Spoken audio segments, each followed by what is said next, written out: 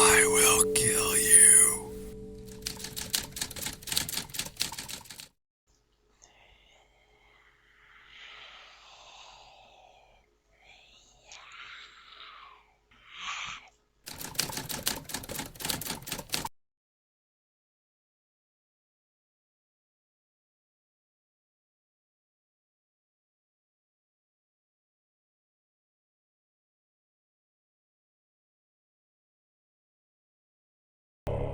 En el año 1890 nace en una zona rural del estado de Veracruz, en el poblado de Cerro Azul, Felicitas Sánchez Aguillón.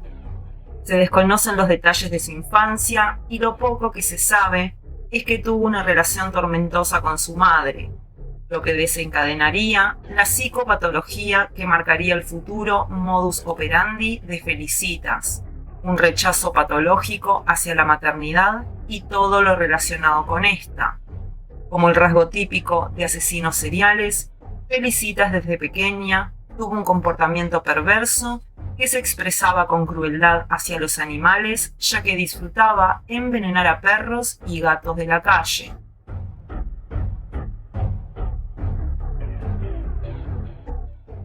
Don Francisco Páez, dueño de la tienda de abarrotes ubicada en un edificio de la calle Salamanca, en la colonia Roma de la Ciudad de México, se encontró una mañana con la cañería de su local totalmente tapada.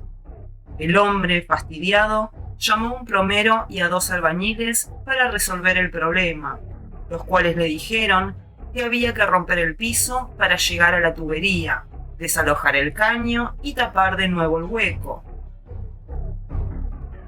Una vez que se pusieron en marcha, para lograr desatascar la cañería, los 3 hombres, entre sorprendidos y asustados, encontraron el día 8 de abril de 1941 un enorme tapón de carne humana putrefacta, gasas y algodones ensangrentados. Entre náuseas, el plomero y los albañiles extrajeron el bulto que envolvía, además, el cráneo de un niño. El episodio, tan aterrador como se lee en la prensa de la época, destapó una de las historias criminales más impactantes de los años 40 en la Ciudad de México, la cual tuvo como protagonista a una mujer. Su nombre era Felicitas Sánchez Aguillón. La prensa la bautizó como la ogresa de la colonia Roma y en la lista de asesinos seriales mexicanos aparece también como la trituradora de angelitos y la descuartizadora de la colonia Roma. Los medios de comunicación consideraron tan atroces sus crímenes como sorprendente su final en la cárcel, pues pasó solo 3 meses en prisión, aunque estaba acusada de los graves delitos de asesinato y tráfico de niños. Pero Felicitas guardaba secretos que hubieran causado una conmoción peor y seguramente un infeliz final para muchas mujeres de la época.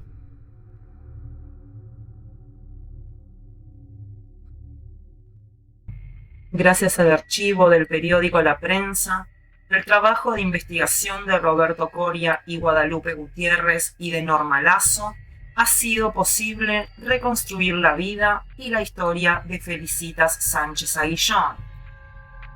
Felicitas era veracruzana, nacida en la comunidad de Cerro Azul en la década de 1890.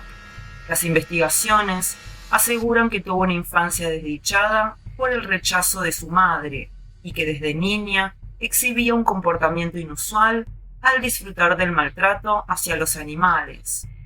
La tormentosa relación con su madre y estos rasgos patológicos de su carácter sirvieron años después para el perfil psicológico que la prensa difundió al descubrirla como la asesina de niños. En sus años siguientes, Felicitas debió tener una vida convencional, pues lo único escrito al respecto es que estudió enfermería, se casó con un hombre de su pueblo natal llamado Carlos Conde y en su primer embarazo tuvo gemelas. El nacimiento de sus hijas, al parecer, reveló el lado oscuro de la personalidad de Felicitas, quien convenció a su marido, luego de mucho insistir, en vender a aquellas niñas para conseguir el dinero que les permitiría, al menos, subsistir por algunos días. Carlos, su marido, aunque se opuso al principio, finalmente terminó cediendo, pero la culpa le invadió y exigió a Felicitas que le dijera quién había comprado a sus hijas, pero Felicitas se negó, quebrantando el matrimonio y poniéndole fin a la pareja. Aún en Veracruz, Felicitas se dio cuenta del gran negocio que representaba la venta de niños. Por ello, y por sus problemas monetarios, es que se convirtió en intermediaria entre aquellas mujeres que no podían mantener a sus hijos o que no los querían, y aquellas mujeres que por problemas de salud no podían concebir. El negocio lo complementaban sus servicios como partera.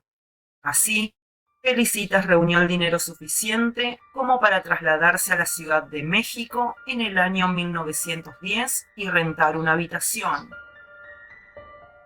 Le alquiló a una señora una habitación en el departamento número 3 del edificio 9, ubicado en la calle Salamanca, en la colonia Roma, mismo lugar donde don Francisco Páez tenía su tienda de abarrotes.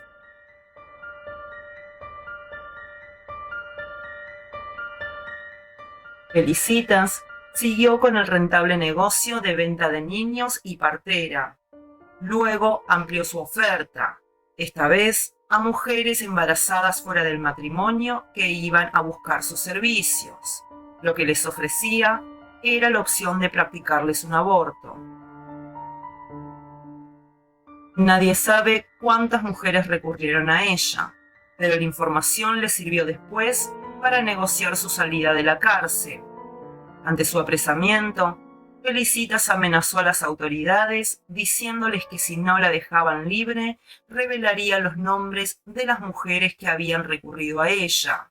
Ante esto, y frente a la conmoción social y familiar que podría causar en las vidas de las mujeres que abortaron, las autoridades decidieron dejar a Felicitas en libertad. Durante casi 3 décadas, Felicitas Sánchez Aguillón se dedicó a los abortos, los partos y la venta de niños en su departamento, donde pasaba todo el día sola. La mujer que le rentaba el cuarto salía durante todo el día a trabajar y nunca supo de las actividades de su inquilina hasta la mañana del 8 de abril, en que las autoridades llegaron al edificio donde vivía para investigar el hallazgo de la obstrucción en la cañería. Aquella no era la primera vez que los vecinos se quejaban de problemas en la tubería, y más tarde incluso declararon a las autoridades que Felicitas siempre les había parecido extraña. De su departamento, relataron, a veces salía humo negro que dispersaba un apestoso olor y llamaban su atención las recurrentes visitas de mujeres de clase media alta. Las autoridades ya la conocían, pues 2 veces la habían detenido al intentar vender a 2 bebés. No obstante, la mujer salió libre tras pagar una simple multa. A Felicitas le iba tan bien con el negocio que incluso abrió una tienda llamada La Quebrada en el número 69 de la calle Guadalajara, en la colonia Hipódromo Condesa. El local se convirtió después en referencia de su caso, porque hasta allí llevó sus crímenes, que escalaron de la venta al asesinato de niños.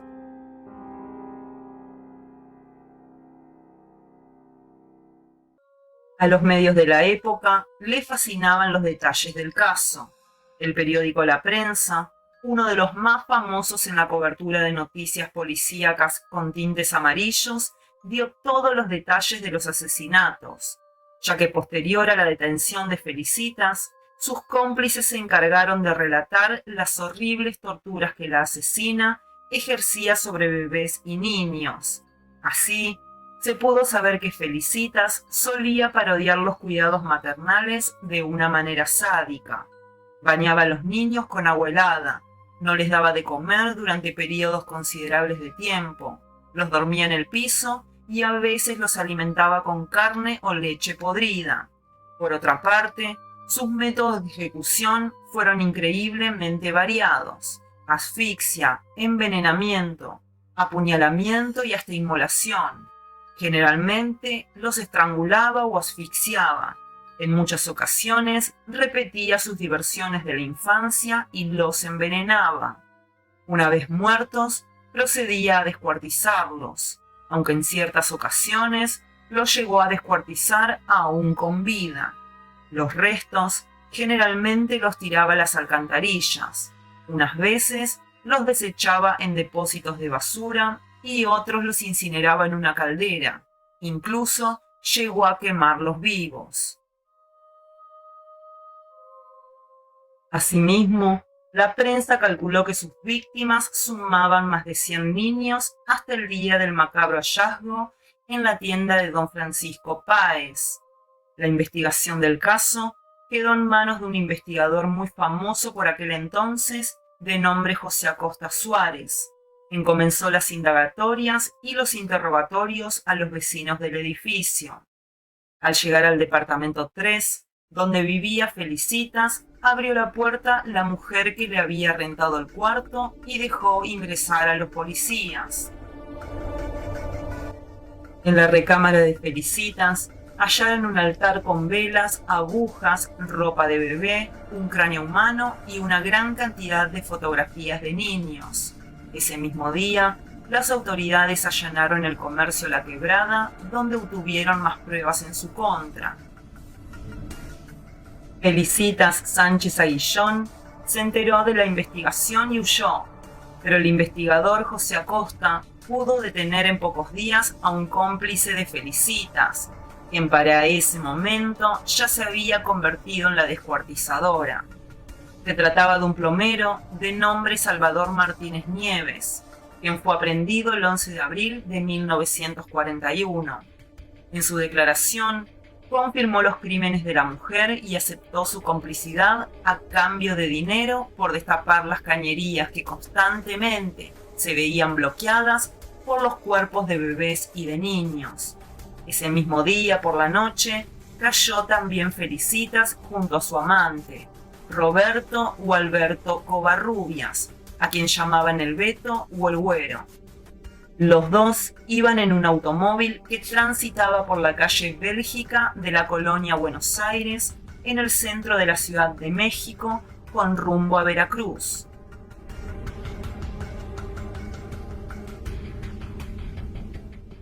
Las primeras declaraciones de Felicitas ante las autoridades helaron la sangre de los habitantes de la Ciudad de México.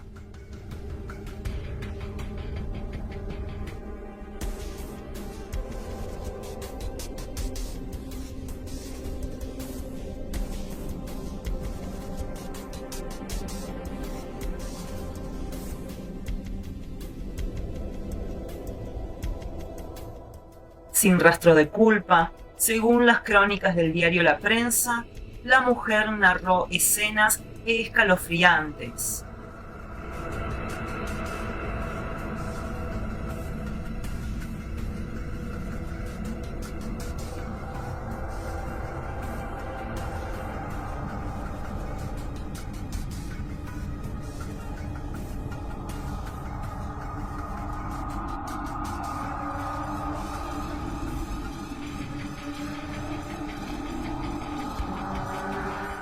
Siempre vestida de negro, Felicitas fue recluida en una celda aislada por representar un peligro para el resto de las internas. No se sabe si fue idea de su abogado o de ella, pero se le advirtió al juez de la causa que serían revelados los nombres de todas las mujeres que habían acudido a ella para abortar si eso le permitía lograr una menor condena.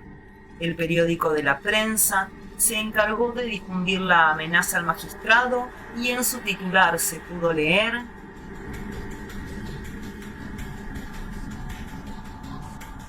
el 29 de abril de 1941, Felicitas Sánchez Aguillón fue procesada por los cargos de aborto, inhumación ilegal de restos humanos, delitos contra la salud pública, irresponsabilidad clínica y médica, ninguno de ellos considerados graves por la ley.